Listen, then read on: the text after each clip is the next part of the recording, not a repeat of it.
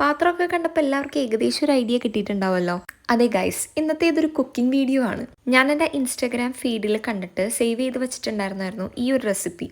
Easy ആയിട്ട് ഉണ്ടാക്കാൻ, protein rich ആണെന്നൊക്കെ അറിഞ്ഞു കഴിഞ്ഞപ്പോഴത്തേനും കുക്ക് ചെയ്യാൻ മടിയുള്ള എൻ്റെ മനസ്സിലേക്ക് കുക്ക് ചെയ്യണം എന്നൊരാഗ്രഹം തോന്നി. അപ്പോൾ എൻ്റെ ഇത്രയൊക്കെ ഉള്ളൂ. ഇനി ഞാൻ റെസിപ്പീനെ പറ്റി പറഞ്ഞുതരാം.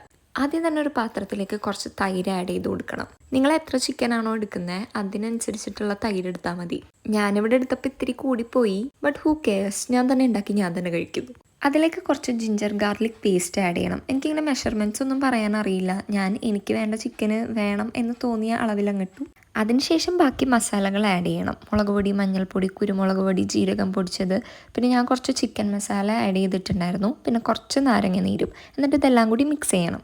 എന്നിട്ട് നമ്മൾ കഴുകി വൃത്തിയാക്കി വെച്ചേക്കുന്ന ചിക്കൻ അതിലിട്ട് നന്നായിട്ട് മിക്സ് ചെയ്തെടുക്കുക. അതിനുശേഷം നമ്മളൊരു പാൻ എടുക്കുന്നു, ബട്ടർ ആഡ് ചെയ്യുന്നു. ആ ബാറ്ററിൽ മുങ്ങിക്കിടക്കുന്ന ചിക്കൻ ഓരോന്നായി പാനിലേക്ക് ഇട്ട് കൊടുക്കുന്നു, ഫ്രൈ ചെയ്തെടുക്കുന്നു. അതങ്ങനെ ഫ്രൈ ആവുന്ന ടൈം കൊണ്ട് നമുക്കൊരു ഹോം മെയ്ഡ് മയണൈസ് സെറ്റ് ചെയ്തെടുക്കാം.